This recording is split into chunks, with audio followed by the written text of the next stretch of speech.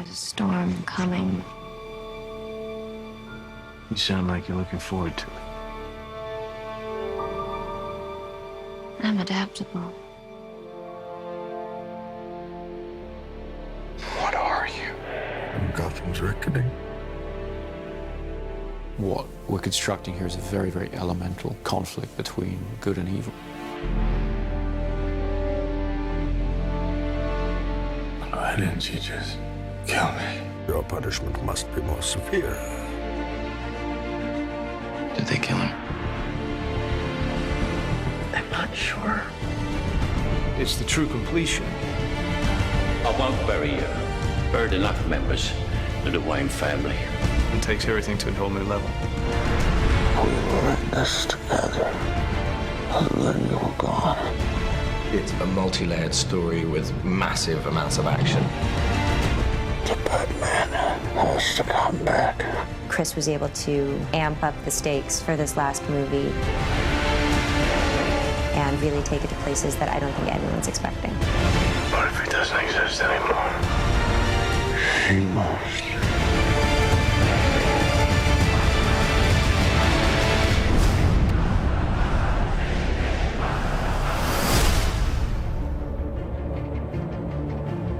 At the beginning of The Dark Knight Rises, we find a Bruce Wayne who's been damaged by his experiences as Batman. You are as precious to me as you were to your own mother and father. I swore to them that I would protect you, and I haven't.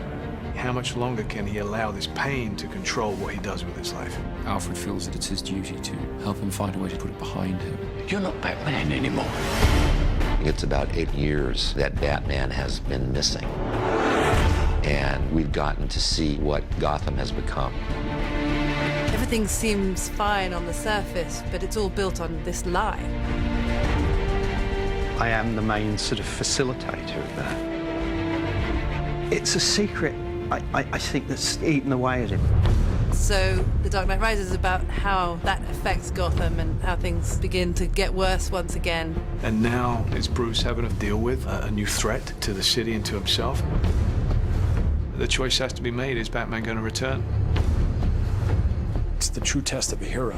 Confronted with their darkest fears, being taken all the way to the edge. How do they come back? Do you think he's coming back? I don't know. In The Dark Knight Rises, we have an incredible ensemble that we've put together. I remember seeing Christian in the makeup chair. There was a 3-year-old in me that was like, that's Batman. It never stops giving me goosebumps. Standing in the suit, where you walk down the steps and everyone just stops. I really wanted to see Batman meet his match. There's a new kid in town. This is the first time that Batman has come across anybody who is superior physically. Mr. Wayne. Wayne's not ready to be reasoned with. When Gotham is ashes, you have my permission to die.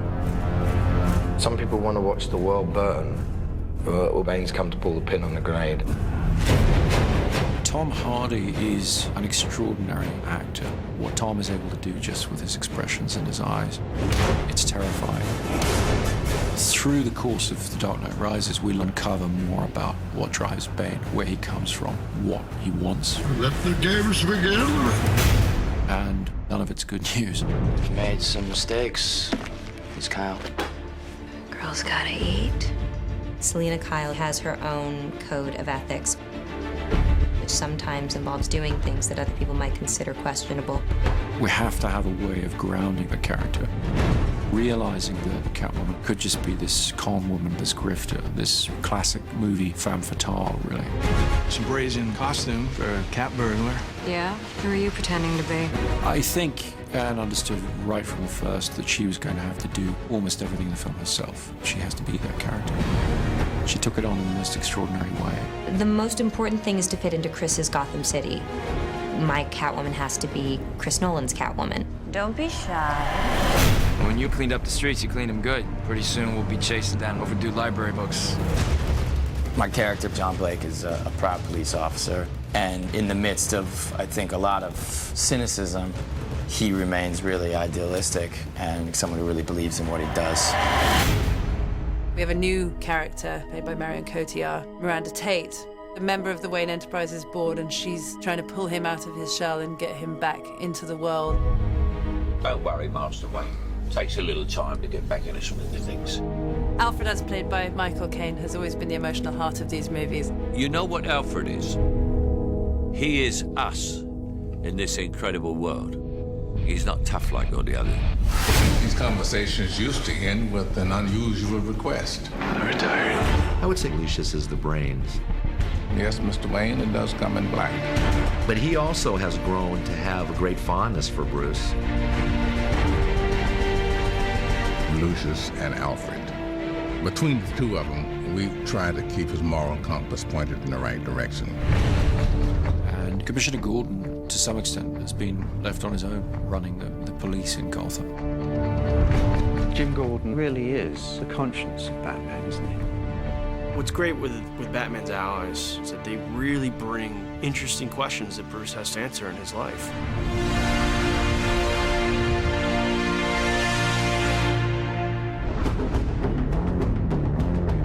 Chris has always had such a strong sense of spectacle, with this good human story to it as well. He turns those big action movies into something very intimate and emotional. You feel very close to all those people.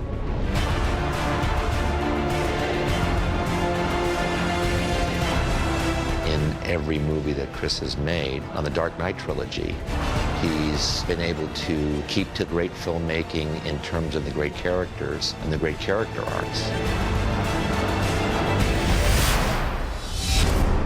He creates whole worlds that you really can get lost in.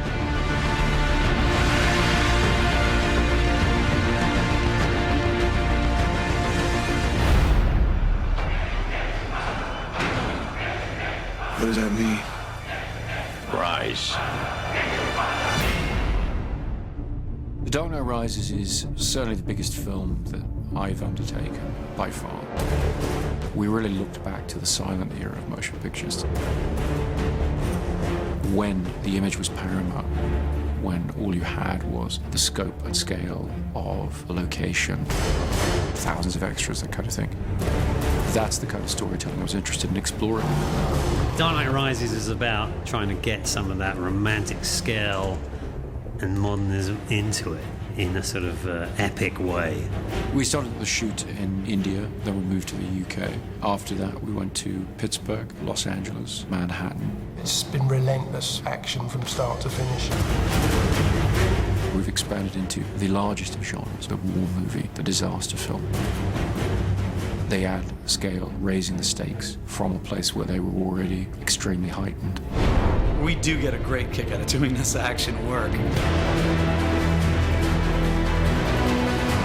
To be in Inverness, Scotland, flying with a fuselage in an aircraft and 4 stuntmen hanging off an airplane. With Chris Nolan, as much as we can physically do inside of that lens is where he would like to go.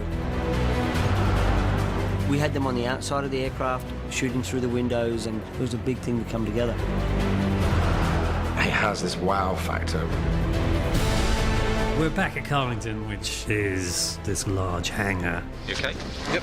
A lot of the film takes place underground, so we've built a Gotham sewer system and we're pumping an enormous amount of water around it. We wanted to fulfill the promise of Batman Begins, which is that Wayne Manor will be rebuilt exactly as it was, but that the Batcave will be expanded and brought forward technologically. My mother warned me about getting into cars with strange men. This isn't a car. One of the biggest creations was the new flying vehicle, the Bat. It's a big insect. It's nearly 30 foot long and 17 foot wide. It needs to travel very fast up roads. It needs to climb up over buildings. Chris Corbould and Chris's designs are just phenomenal. It's a wonderful new gadget. We have a big stadium that we have to blow up. The Pittsburgh Steelers have kindly allowed us their stadium. We had almost 11,000 people turn up for one day's shooting to play fans of the Gotham Rogues. The biggest challenge is just the sheer scale of the operation that's going on. You know, we've got thousands of people in the stands, we've got multiple cameras, IMAX cameras. This is probably going to be one of the biggest, most demanding visual effects sequences in the film.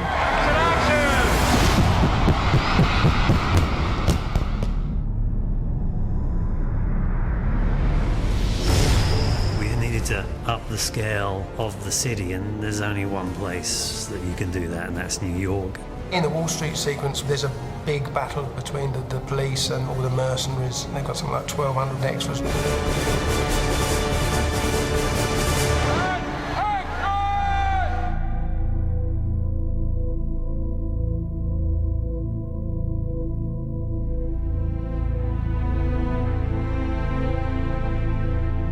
Chris really did want to shoot everything as real as possible, so there's no visual effects enhancing the amount of people that are in that scene. This was 8 months of preparation has gone into what you see here, working with the city, with the departments in order to control this set. Seeing that many bodies in the middle of Wall Street fighting each other, even if it was controlled chaos, it's still kind of like, wow.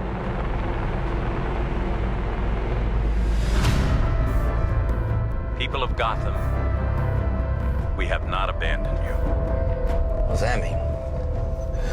It means we're on our own. This is certainly the biggest movie that I've ever worked on. But then emotionally, it feels like something that a lot of people can tap into. It's wonderful. It kind of brings things full circle. You see only one end to your journey. Sometimes a man rises from the darkness. Every great story deserves a great ending, and we've really tried to be true to that. The Dark Knight Rises is our attempt to give that great story its great ending. We want to destroy Gotham.